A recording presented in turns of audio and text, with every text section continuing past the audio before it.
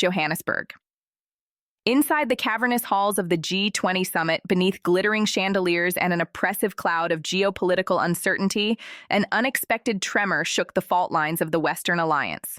Diplomats, security analysts, and world leaders had arrived expecting routine negotiations, carefully choreographed statements, and the usual closed-door compromises.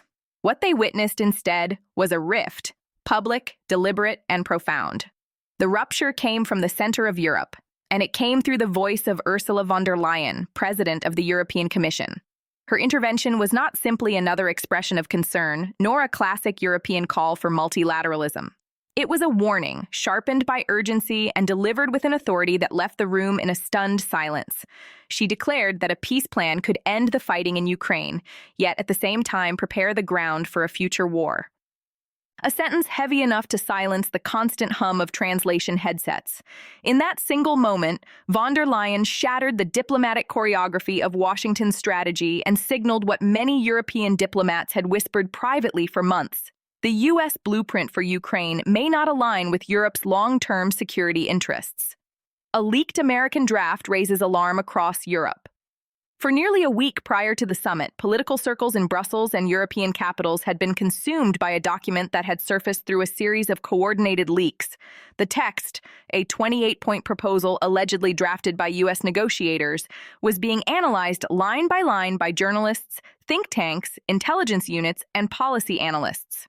European media outlets, after consulting verification platforms, confirmed that multiple sources described a similar structure. The alleged American plan contained several provisions viewed as deeply problematic. Territorial concessions by Ukraine, effectively recognizing Russian control over occupied regions. Severe reductions in Ukraine's armed forces, potentially undermining its capacity to defend itself. A reconstruction framework dominated by foreign stakeholders, placing Ukraine's future under the influence of external actors. Within hours of the leak, a wave of concern spread across European capitals. In Paris, officials spoke of a plan unacceptable in its current form. In Warsaw, diplomats described it as a blueprint for future instability. In Berlin, the reaction was more cautious, but the unease was unmistakable. Across the continent, one fear crystallized, a peace designed to satisfy Washington's strategic timetable, not Europe's existential security concerns. Von der Leyen draws Europe's red lines. Standing at the podium in Johannesburg, Ursula von der Leyen took a step rarely seen in transatlantic diplomacy. She publicly contradicted a direction implicitly favored by Washington. In front of heads of state, advisors, and a global press corps, she outlined three non-negotiable red lines for any future settlement. 1. No territorial changes imposed by force. Europe, she insisted, cannot and will not endorse a map redrawn through aggression. The principle is more than symbolic. It is the backbone of post-war European stability. 2. Ukraine must retain a fully capable operational military. A demilitarized or weakened Ukraine, von der Leyen argued, would be an open invitation for future invasions. Any peace that strips Ukraine of its deterrent power is, in essence, not peace at all. 3.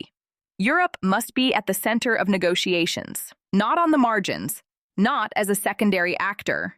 Europe, she said, carries the bulk of the consequences, economic, security, humanitarian, and therefore must shape the terms of peace. The firmness of these declarations ricocheted through the summit. Some diplomats described the moment as Europe's strategic awakening. Others saw it as the first explicit admission that Washington and Brussels may be drifting apart on Ukraine. A human tragedy at the heart of the speech: the children taken to Russia. Beyond the strategic considerations, von der Leyen devoted a section of her speech to an issue that has become a moral focal point for European institutions: the forcible transfer of Ukrainian children to Russia. She spoke of thousands of minors uprooted from families, relocated across regions of Russia, absorbed into unfamiliar environments far from their homeland. Her voice, Ceylon reporters in the room, shifted to a more emotional cadence as she insisted that no peace agreement can be morally acceptable while these children remain separated from their families. She announced the organization of an international summit, co-hosted with Ukraine and Canada, aimed at mobilizing global pressure for their safe and immediate return.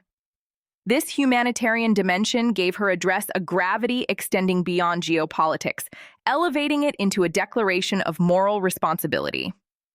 U.S.-European tensions become impossible to ignore. While official statements attempted to downplay any discord, the conversations behind closed doors told a different story.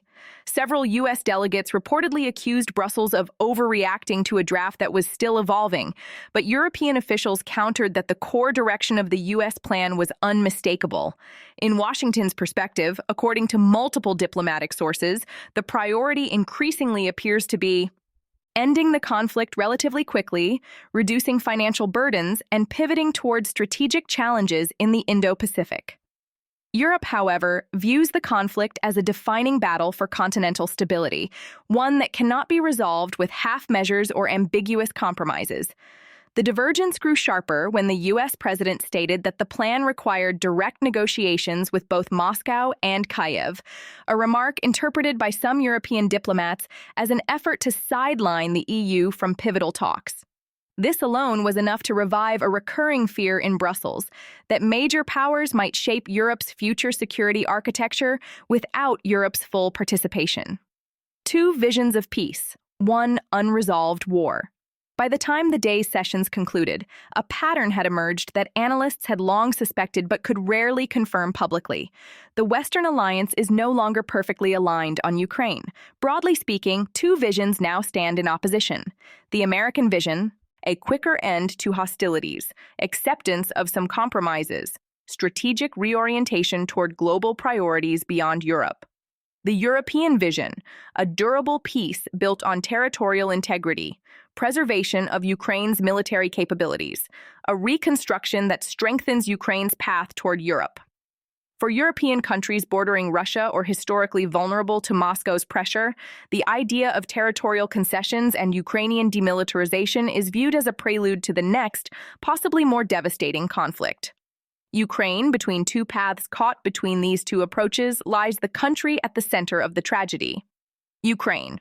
From Kyiv's perspective, the American proposal promises an immediate halt to bloodshed, an undeniable appeal for a nation exhausted by war.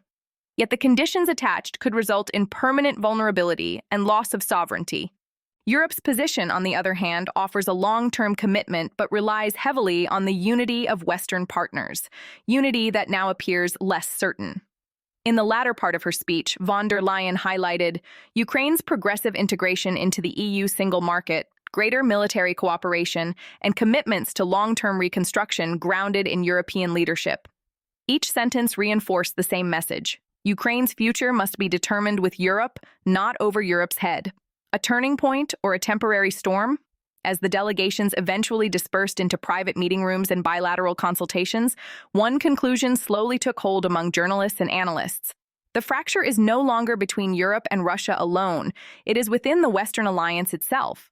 Two philosophical visions of peace now stand face to face, one seeking rapid stabilization, global balance, and closure. The other seeking depth, durability, and security for an entire continent. After von der Leyen's forceful intervention, a new line has been drawn. No major decision regarding Ukraine will proceed without Europe asserting its position squarely at the center. The world is watching. And whether this moment becomes a brief diplomatic turbulence or a historic pivot in transatlantic relations will depend on what comes next. Behind closed doors, far from cameras, where the future architecture of Europe is being drafted word by word.